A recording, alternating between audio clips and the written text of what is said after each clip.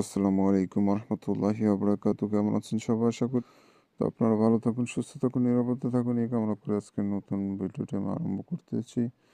তো আজকে যে বিষয় নিয়ে আলোচনা করব সেটা হচ্ছে নোংরা বশীকরণ, কাম সঙ্গী বশীকরণ। অর্থাৎ এই বশীকরণটি যে মেয়ের উপরই প্রয়োগ করেন না কেন, সে আপনার সাথে সহবাস মিলন করার জন্য ছটফট করতে থাকিবে এবং আপনার সাথে মিলন বা সহবাস না করা পর্যন্ত সে কখনই শান্তি পাবে না।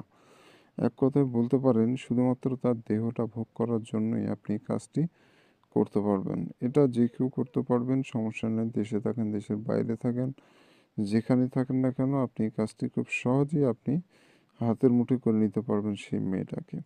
তাকে বশীভূত করার পর আপনি চাইলে তাকে বিয়েও করতে পারেন, চাইলে তার দেহ ভোগ করতে পারেন, চাইলে তার সাথে মজা নিতে পারেন। তো এটা আপনার সম্পূর্ণ মন মানসিকতার উপর সবকিছু নির্ভর করবে। এটা সম্পূর্ণরূপে কুফরি একটি কাজ, সম্পূর্ণরূপে কুফরি কাজ। আমি নকশাটা হাত দিয়ে অঙ্কন করেছি। এটা খুব পুরাতন কিতাবের নকশা। তো পুরাতন কিতাবের লেখাগুলো চেনা যাচ্ছিল না, তাই আপনাদের বোঝানোর সুবিধাতে হাত দিয়ে আমি অঙ্কন করেছি, স্কেল দিয়ে করি নাই। যার কারণে লেখা আপনার দাগগুলো একটু তেড়া বেঁকা হয়েছে। এটা আপনারা ক্ষমার দৃষ্টিতে দেখবেন। আপনারা সোজা করে ঘরগুলো সমান সমান করে অঙ্কন করবেন। আমি আপনাদের বোঝানোর ক্ষেত্রে অঙ্কন করার কারণে এরকম তেড়া বেঁকা হালকা পাতলা একটু হয়েছে। তো যাই হোক, আশা করি এখানে সব সংখ্যা অক্ষর সব কিছুই হয়তো বা আপনারা বুঝতে পারতেছেন। এখানে না বোঝার কিছু নেই, খুব সহজ ও ছোট একটি নকশা। এই নকশার মাধ্যমে আপনি যে কোনো মহিলা, মেয়ে, কুমারী, বিবাহিত, অবিবাহিত, অন্য ধর্মের যে ধর্মেরই হোক, সেটা কোনো ব্যাপার না। আপনি যদি এটা প্রয়োগ করতে পারেন, ওই মেয়েটা ছটফট করবে আপনার সাথে মিলন বা সহবাস করার জন্য।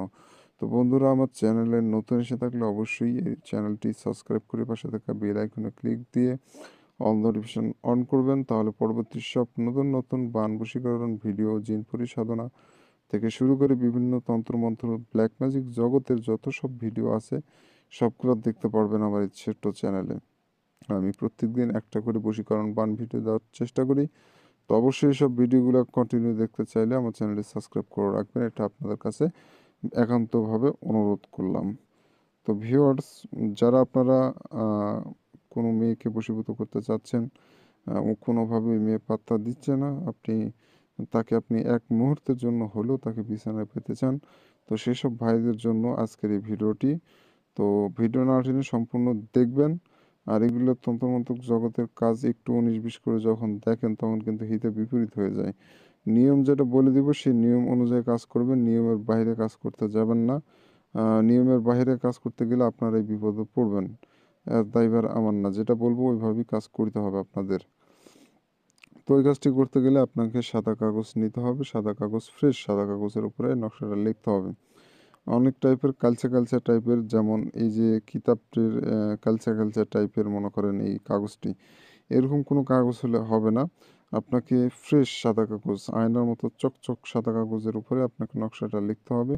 ওই কাগজের উপর কোনো প্রকার নোংরা আবর্জনা বা অপবিত্র কোনো কিছু যেন না ভরে থাকে, এমন কাগজের উপরে সম্পূর্ণ নকশাটা আপনাকে লিখতে হবে।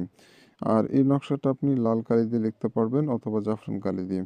তো জাফরান কালি অনেকে সংগ্রহ করতে পারেন না, সেক্ষেত্রে আপনার এই নকশাটা লাল কালি দিয়ে লিখলেও হচ্ছে। তো লাল কালি দিয়ে আপনি লিখতে পারবেন, সমস্যা নাই। তবে স্কেল দিয়ে কুশি টেনে দাগ টেনে এই ঘরগুলো সমান করে নেবেন। আমি হাত দিয়ে অঙ্কন করেছি, আবারও বলে দিলাম, তাই তেড়া বেঁকা হয়েছে। আপনারা স্কেল দিয়ে কুশি টেনে দাগ টেনে সুন্দর করে যেভাবে আছে ঠিক একভাবে আপনি নকশাটা অঙ্কন করবেন।